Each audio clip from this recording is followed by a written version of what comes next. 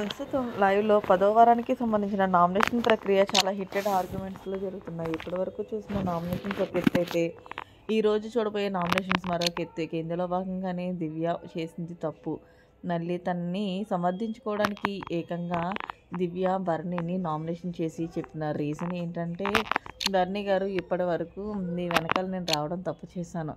మీరెంతో మంచోళ్ళని అనుకున్నాను. సో కానీ మీరు అవకాశం ఉండటం బట్టి రంగులు మారుస్తూ ఉంటారు. ముఖ్యంగా మీకు నాకన్నా తనుజ ఎక్కువ. ఎందుకు అంటే తనుజ మీద అరిచినా మిమ్మల్ని రావద్దు నాన్న అంటూ ఎన్నోసార్లు నాతో మాట్లాడొద్దన్నా సరే మీరు పదే పదే సార్లు ఆమె దగ్గరికి వెళ్ళి మాట్లాడతారు. అదే మీ ఇష్టం అనుకోండి. కానీ తనుజ ప్రతిసారి కూడా దివ్య వల్ల ఇదైపోయింది మీ గేమ్ అంటూ ఆమె మీ పేరునెత్తి నన్ను బ్యాట్ చేసినప్పుడు మీరు కనీసం స్టాండ్ తీసుకొని మాట్లాడట్లేదు. సో అందుకే ఆ విషయం నాకు నచ్చలేదు. పైగా ఆ రోజు నేను మిమ్మల్ని మాట్లాడడానికి వస్తే మీరు నా మీద సీరియస్ అయ్యారు. అది కూడా నాకు అనిపించలేదు. నేను ఎప్పుడు మా అమ్మ నాన్న ఎవరికి భయపడలేదు. కానీ ఆ రోజు మీ కళ్ళల్లో మీ కోపాన్ని చూసి నేను భయపడ్డాను. సో అంతలాగా నా మీద అరవాల్సిన అవసరం లేదు. నా డెసిషన్ ప్రకారం నేను తీసుకున్నాను. దాన్ని మీరు నిర్ణయించకపోతారు. అదంతే, అది మీ ఇష్టం. కానీ అంత పర్సనల్గా నా మీద మీరు క్రెస్ పెట్టుకుని అంత అరవాల్సిన అవసరం అయితే లేదంటూ, అందుకే నేను మిమ్మల్ని నామినేషన్ చేస్తున్నాను అంటూ దివ్య ఈ సిల్లీ రీజన్తో చెప్పి భరణిని నామినేషన్ చేసింది. అయితే భరణి కూడా ఎక్కడ తగ్గలేదు. సో అయితే భరణి ఏమన్నాడు, సరే నువ్వు నామినేషన్ చేయాలనుకున్నావా చేసే అమ్మ, నేనేం మాట్లాడను, నాది వచ్చినప్పుడు నేను మాట్లాడతానంటూ భరణి యాక్సెప్ట్ చేశాడు. ఇక తర్వాత భరణిని నామినేషన్ చేయమని బిగ్ బాస్ చెప్తే భరణి దివ్యని నామినేషన్ చేశాడు. దివ్య, నువ్వు చెప్పిన పాయింట్లే నేను చెప్తున్నాను. సో ముఖ్యంగా నువ్వు అన్నావు కదా, నేను తనుజ కోసమే నేను స్టాండ్ తీసుకుని మాట్లాడట్లేదని. నిజంగా చెప్పాలి అనుకుంటే నీ మైండ్ సెట్కి తనుజ మైండ్ సెట్కి చాలా డిఫరెంట్ ఉంది. నువ్వు ఇంకా చిన్నపిల్లలాగా ఆలోచిస్తావు. తనుజ చాలా మెచ్యూరిటీగా ఉన్న అమ్మాయిలాగా ఆలోచిస్తుంది.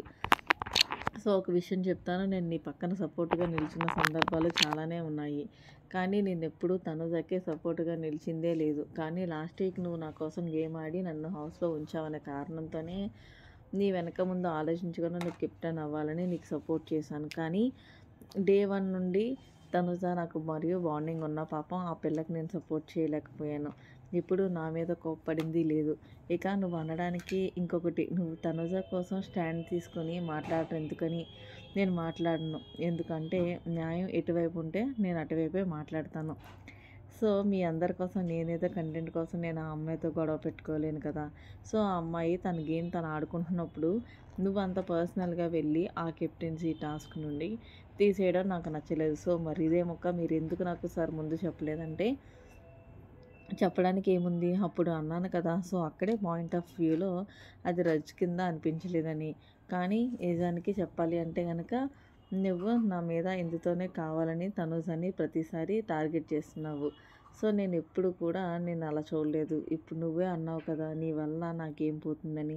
నేను కూడా అదే అంటున్నాను దివ్య, నీ వల్లే నాకేం పోయింది, నీ వల్లే నేను హౌస్ నుంచి వెళ్ళాను. మళ్ళీ ఇది 100% కరెక్ట్.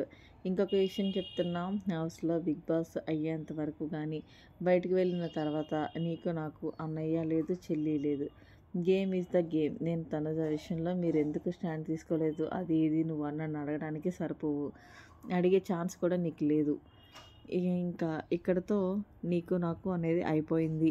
నీ గేమ్ నువ్వు ఆడుకో, నా గేమ్ నేను ఆడుకుంటా. మొత్తానికి 10వ వారం నామినేషన్లో భరణి అయితే దివ్యకి దోలు తీర్చాడని చెప్పాలి. అంతేకాకుండా తనుజని ఎక్కడికో తీసుకెళ్ళి మాట్లాడి దివ్యని ఎక్కడికో తీసుకెళ్ళి పాడేశాడు భరణి. మరి మొత్తానికి భరణి తనుజ విషయంలో దివ్యకి ఇచ్చుకున్నది కరెక్టేనా కదా అనేది కామెంట్ చేయండి. మరి లేటెస్ట్ అప్డేట్స్ కోసం మన ఛానల్ సబ్స్క్రైబ్ చేసుకోండి. Thanks for watching. Bye, have a nice day.